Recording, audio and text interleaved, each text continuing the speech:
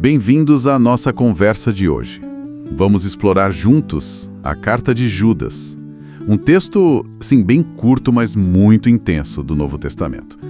A autoria é atribuída a Judas, que se identifica como irmão de Tiago, né? Isso, e servo de Jesus Cristo. Exato.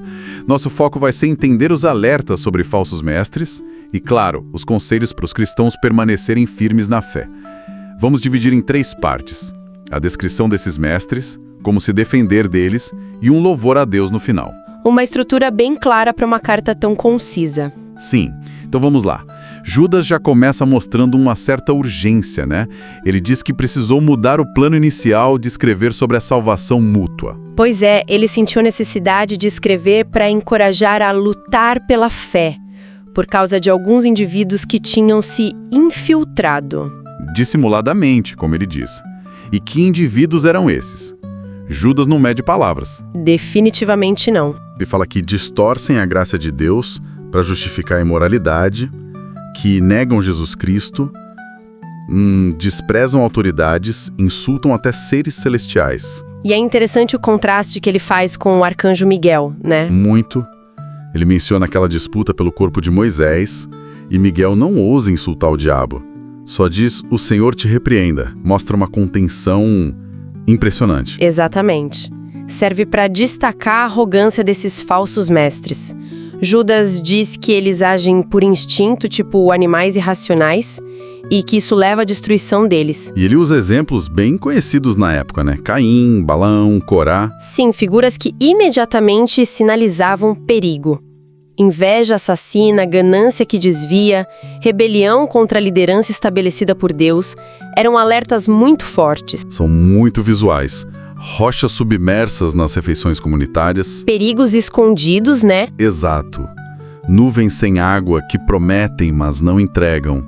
Árvores sem frutos duplamente mortas. Ondas bravias, estrelas errantes. Descreve bem a instabilidade. Transmite uma sensação de vazio, de perigo e de falta de rumo, né? E ele ainda acrescenta que são murmuradores, queixosos, seguem os próprios desejos maus, são arrogantes e bajuladores. Um quadro bem completo. E para reforçar o alerta, ele lembra de julgamentos passados. Sim, isso é fascinante. Ele cita os israelitas incrédulos no deserto, os anjos caídos, Sodoma e Gomorra. Para aquela comunidade, eram exemplos poderosos das consequências de se desviar. E até a profecia de Enoque sobre o julgamento final, né? Isso, que vem de uma tradição extra-bíblica, mas conhecida na época. Mostra a seriedade do aviso para preservar a identidade e a doutrina da comunidade. Ok, então diante desse cenário, como Judas instrui a comunidade a se defender? Bom, aqui a carta fica bem prática. Ele primeiro lembra que os apóstolos já tinham avisado sobre zombadores nos últimos tempos, né? Pessoas que causam divisões, seguem paixões ímpias. Sim, preparando o terreno para as instruções. E as instruções são: edifiquem-se na fé, orem no Espírito Santo, mantenham-se no amor de Deus e esperemos a misericórdia de Jesus para a vida eterna. É um foco bem interno, espiritual. Exato. Fortalecimento interno e dependência de Deus. Mas tem uma parte muito interessante sobre como lidar com as pessoas afetadas. Assim, a abordagem diferenciada. Isso. Ele diz: tenham compaixão dos que duvidam. Depois, para outros, salvem-nos arrebatando-os do fogo. Uma ação mais drástica. E ainda um terceiro grupo. Sim, mostrar compaixão, com temor, odiando até a roupa contaminada pela carne.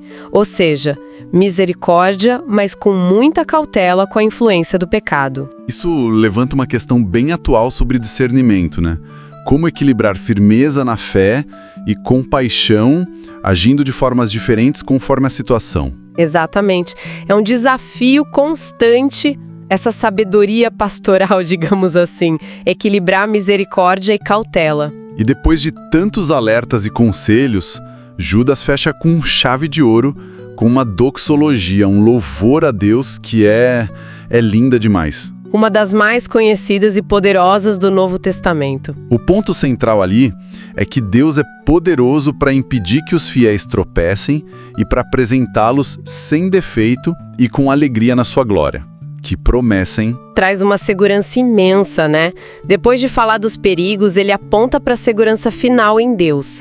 A conclusão atribui toda a glória, majestade, poder e autoridade a Deus por meio de Jesus, antes, agora e para sempre. Faz todo sentido. Fecha o ciclo. Conecta tudo.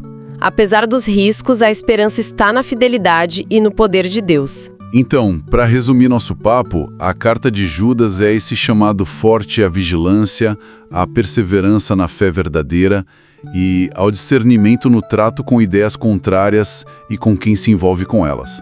Pois é.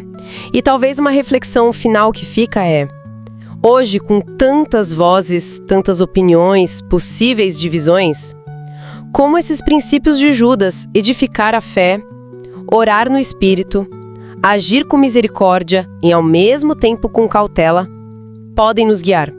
Como podem informar a maneira de lidar com desafios de discordâncias na nossa fé, nas nossas comunidades?